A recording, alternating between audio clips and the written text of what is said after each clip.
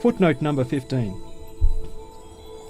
Indeed, it is not at all possible that the master of this world, all of whose doings are self-evidently inspired by consciousness, knowledge and wisdom, should be unaware and uninformed of the acts of the foremost among his creatures. Again, it is not at all possible that the all-knowing master should remain indifferent to the deeds and prayers of that foremost among his creatures, and deem them unimportant despite being aware of them. It is further impossible that the powerful and merciful master of the world should not accept his prayers, having not remained indifferent to them. Yes, through the light of the Mohammedan being, the form of the world has changed. The true essence of men and all beings in the cosmos became apparent through that light.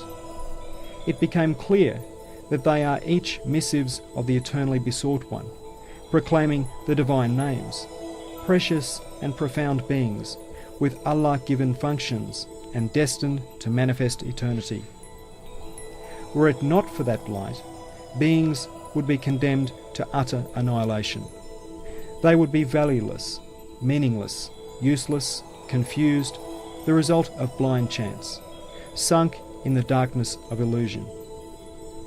It is for this reason that just as men say Amen to the prayer of the Prophet, so too all other beings, from the face of the earth up to Allah's throne, from the soil to the stars, all take pride in his light and proclaim their connection with him. The very spirit of the worship of the Prophet is indeed none other than this prayer. Again, all the motions and workings of the cosmos are in their essence prayer. For example, the progress of a seed until it becomes a tree is a form of prayer to the Creator. See, he requests bliss and eternity from a being, one so all-hearing, generous and powerful, so all-seeing, merciful and knowledgeable, that he sees, hears, accepts and takes pity upon the most secret wish, the slightest desire of the most obscure of his creatures. This, in observable form, he answers all pleas, even if they are silently proffered. He bestows all things and answers all pleas in so wise, percipient and merciful a fashion that no doubt remains that all that nurturing and regulating can derive only from one all-hearing and all-seeing, one generous and merciful. Let us listen to what the pride of all being is requesting, that source of honour for all of mankind, that one unique in all of creation, who bears on his back the burden of all men, who standing on this earth lifts up his hands towards Allah's throne and offers up a prayer which in its reality contains the essence of the worship of all of mankind. See, he is asking for eternal bliss for himself and for his community. He is asking for eternity and paradise. He is making his plea together with all the divine sacred names that display their beauty in the mirrors of all created being. You can see, indeed, that he is seeking intercession from those names. If there were not countless reasons and causes for the existence of the hereafter, a single prayer of that exalted being would be enough for the creation of paradise, a task as easy for the power of the merciful Creator as the creation of spring. Footnote number 16.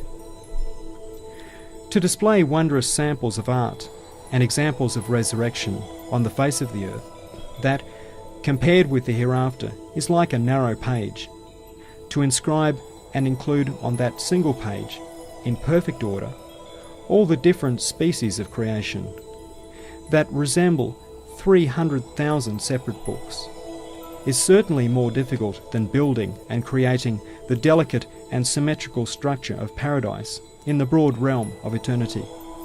Indeed, it may be said that to whatever degree paradise is more elevated than spring, to that degree the creation of the gardens of spring is more difficult and wondrous than the creation of paradise.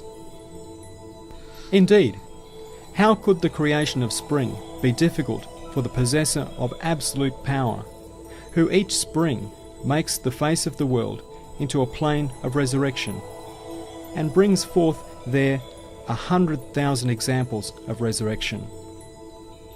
In just the same way that the messengerhood of the prophet was the reason for the foundation of this realm of trial, the saying, لولاك لولاك لما خلقت الأفلاك. Were it not for thee, were it not for thee, I would not have created the spheres. Being an indication of this, so too the worship he performed was the cause for the foundation of the abode of bliss.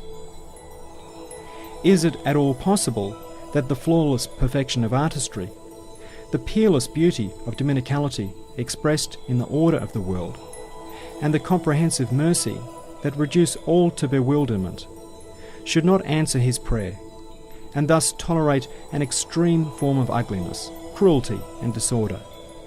Is it possible that it would listen to the most petty and insignificant desires and grant them, but dismiss significant and important desires as worthless, and fail to fulfill them? No, 1,000 times no. Such beauty can never accept such ugliness and itself become ugly. Footnote number 18. It is unanimously agreed that the total reversal of truths is impossible. It is quite impossible that something should become the very opposite and reverse of itself, and impossible to the 1,000th degree that something should retain its own nature and yet at the same time become identical with its opposite. Thus, infinite beauty cannot become ugliness, while yet remaining beauty. And in our example, it is not possible that the beauty of dominicality, a beauty perceptible and manifest in its existence, should retain its quiddity at the beauty of dominicality, but become the very essence of ugliness. This would be the strangest of all impossible and false notions in the world. So just as the prophet opened the gates of this world with his messengerhood, he opens the gates of the hereafter with his worship. عليه صلوات الرحمن ملء الدنيا ودار الجنان. اللهم صل وسلم على عبدك ورسولك ذلك الحبيب الذي هو سيد الكونين وفخر العالمين وحياة الدارين ووسيلة السعادتين وذو الجناحين ورسول الثقلين وعلى آله وصحبه أجمعين وعلى إخوانه من النبيين والمرسلين. آمين. May the blessings of the Compassionate One be upon him, to the extent of all that this world and paradise contain.